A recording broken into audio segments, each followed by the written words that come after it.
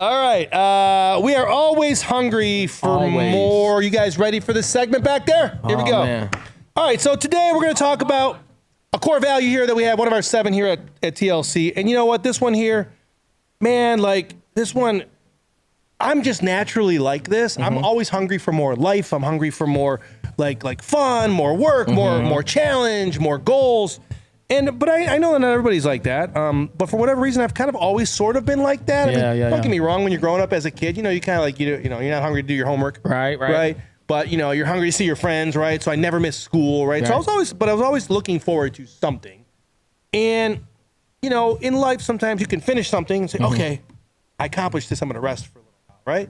But always hungry for more is like that doesn't stop you. It might make you hesitate for a minute, but you go right back at it, right? So that's the 30,000 foot view of we are always hungry for more. But let's break it down today a little bit more relatable to what we're talking about here in the building. Success isn't about perfection. It's about showing up with consistent effort. Every time you try, you grow stronger, even if you stumble. Give every challenge everything you've got, and you'll build the resilience that true success requires. Oh my friend D. Carl. Oh my. What's your take on this, my friend? So it just so happens, I was in prayer this morning with my brother that pastors our other dinner church, brother Pastor Mike, and scripture hit my head. I named my 3rd son Caleb because there's a character in the Bible named Caleb who dared go to his brother Joshua and say these words, "Give me this mountain." Now, this particular mountain had giants in it, and this particular guy was just regular guy like you and I, about 80 years old, talking smack.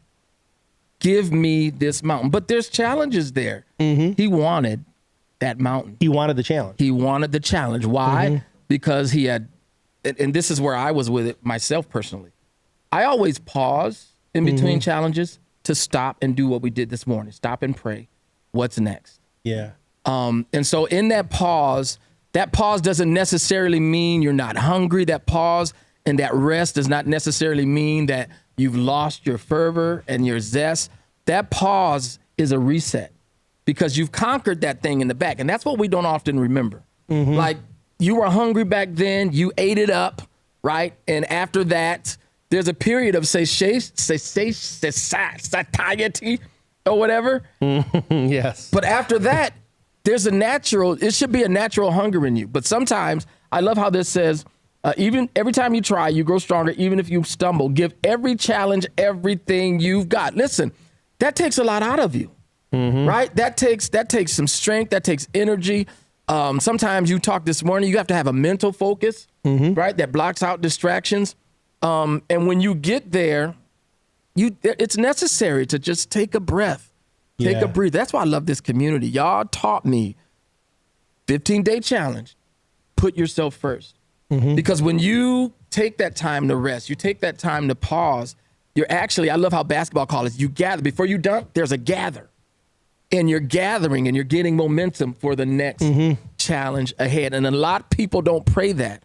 Give me my next challenge. Everybody says, give me my next place of success, my next place of victory.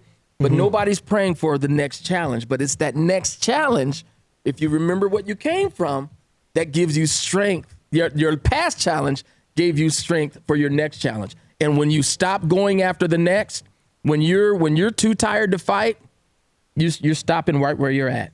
And the problem with that, and I'll yield, the problem with that is if you don't get your promise, the people behind you, the people connected to you, the people on your team don't get theirs either. So I want you to have that prayer posture. Give me this challenge. It's strange. It's weird. Nobody wants a challenge within a challenge. Nobody wants a mountain with giants. A peculiar people do. You do. You want challenges. You eat challenge for breakfast with milk. Just like some pancakes. What kind of milk? Oh, man, I'm not on that new stuff, that almond and silk. I'll drink it on occasion. Give me the red cap whole milk all day long, man. I'm still on 2%, bro. I like that old people milk. Not me, man. Yeah, man. I want my milk to taste like milk. Yes, sir. You know, you want your milk to punch you back, right? Don't let me get off topic because we'll start talking about milk. Okay, so, but you ended like talking about prayer, right? Mm-hmm. And so I'm gonna piggyback into that a little bit before I kind of give my take on this. But, you know, prayer is great, you know, and I think sometimes we're praying for an easy life. Someone smarter than me once said, "Don't pray for an easy life. You know, pray for the strength to deal with life's challenges." Yeah. Like that's what you really, because if you have a life without challenges, it's probably not a fruitful life. Right. You've probably entered into this situation of extreme comfort, and sooner or later, that's going to hurt you. Yeah. Right. Yeah. So you're going to want, like you said, Caleb, right?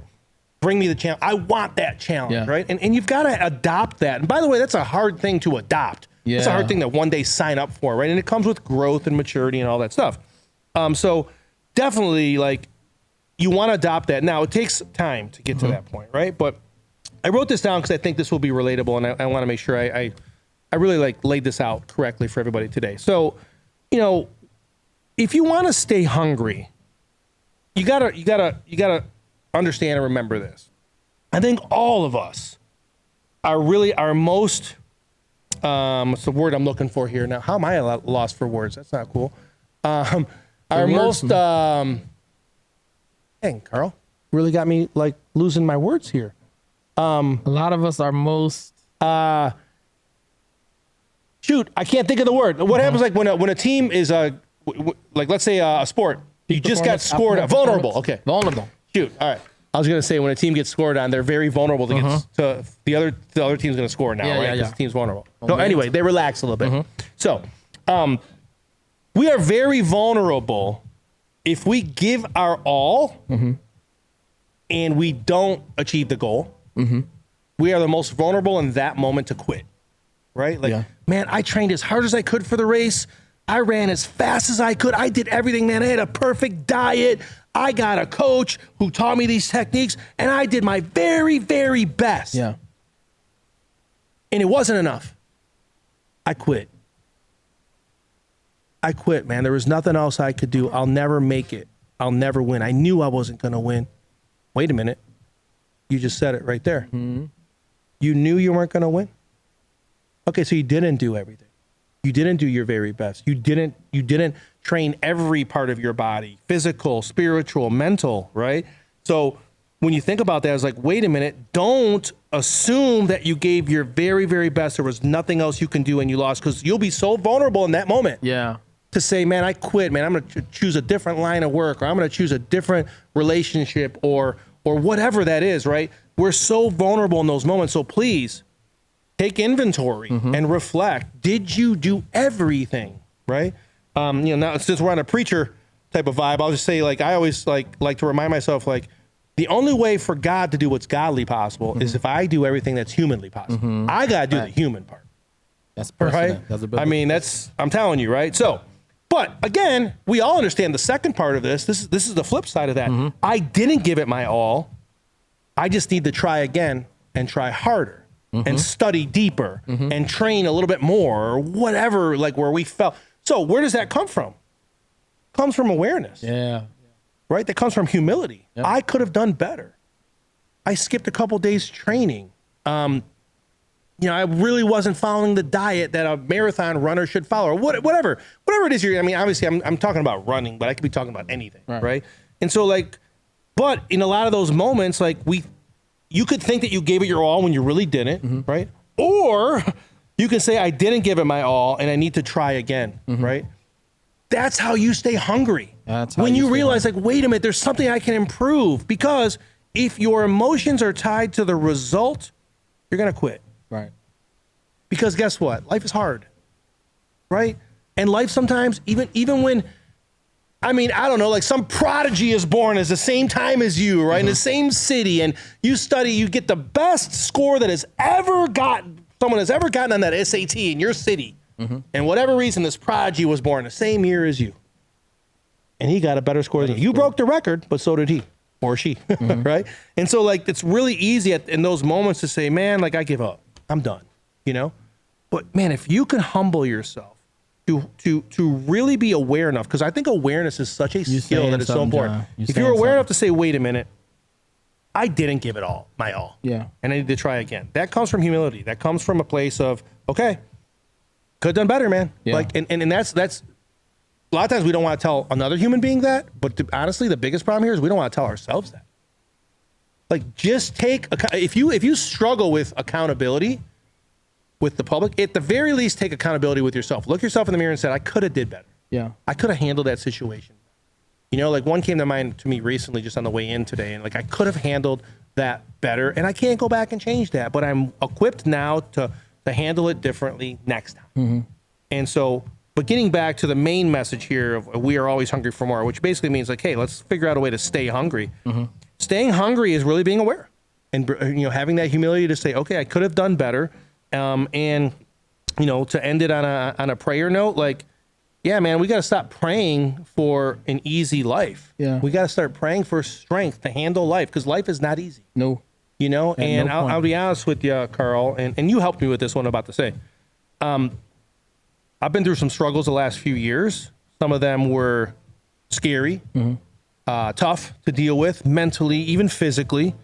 You know, and it seems like in those moments, a lot of other things happen that aren't so great either sometimes, right? Life just sometimes throws one big bomb at you. It comes in like a flood. And then next thing you know, you go, oh my God, I have to deal with this too. And oh man, this happened too. Like a flood. And you can really find yourself saying like that you want to give up, you know? And a lot of times I just hit my knees a lot, you know?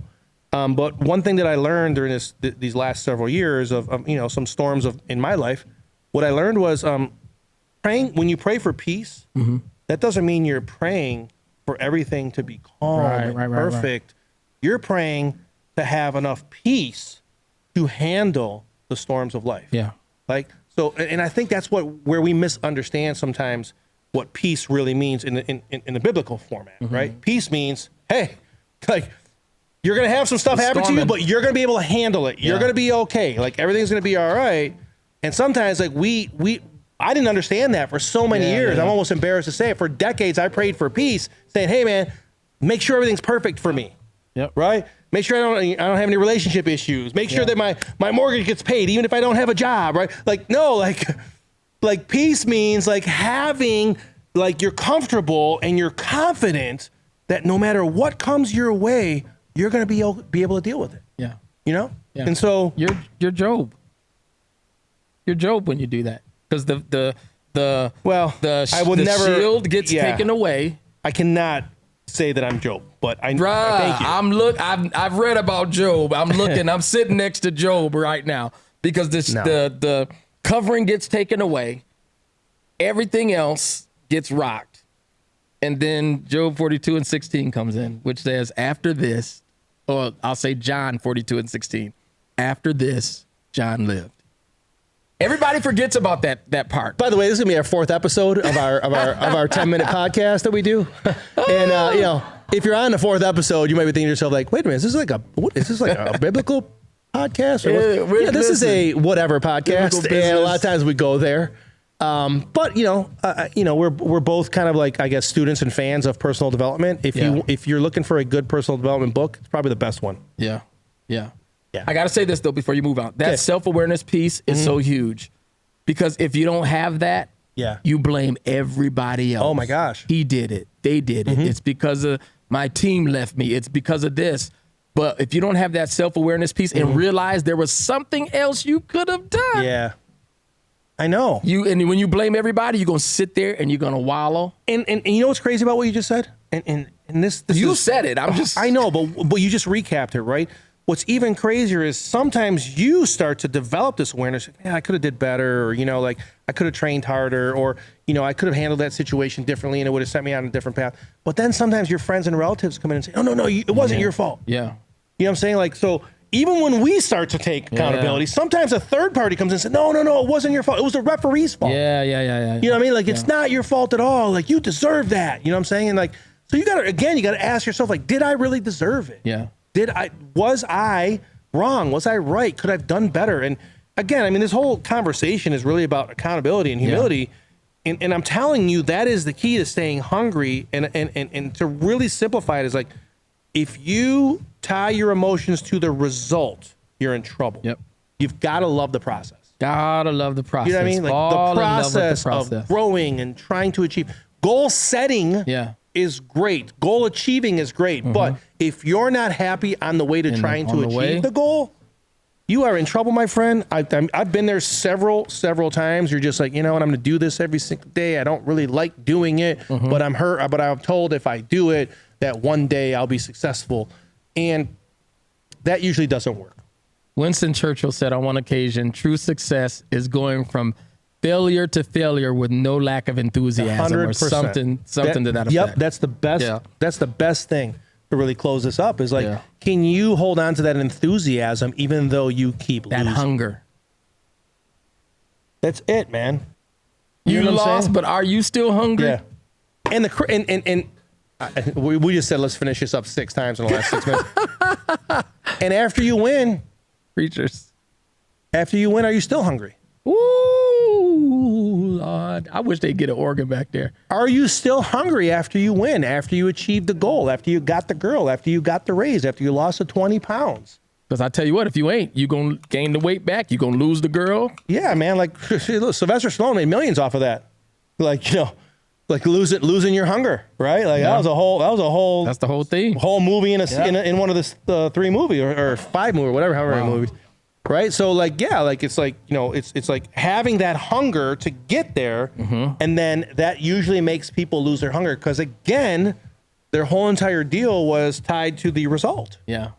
Not the process. I love this process, man. Like there's always bigger and better. Like, you know, like when you feel like you've reached the pinnacle, you're in trouble. Right? Like if you've climbed some of the biggest mountains in the world, Mount Everest is still waiting for you. See? Right? And so you can kind of rest on this mountain and say, hey, man, I did a great thing. And no one in my family has ever done this. No one in my state has ever done this. But there is something bigger that I could achieve. Something bigger. There's we got to get a bigger boat. I'm done. I'm done too. Skip what that guy said. Stay hungry, my friends. That's it. Stay hungry, my friends. Guys, you know, it's hard sometimes to stay hungry in life with all life's challenges and ups and downs and things that life throws at you. But, you know, again, I think if the most valuable thing I think we talked about is don't pray for an easy life. Pray for the strength to deal with life's challenges. And that will keep you hungry and stay focused on what really matters, which is why do I want to achieve these things? And if the why is huge, the how will figure itself out.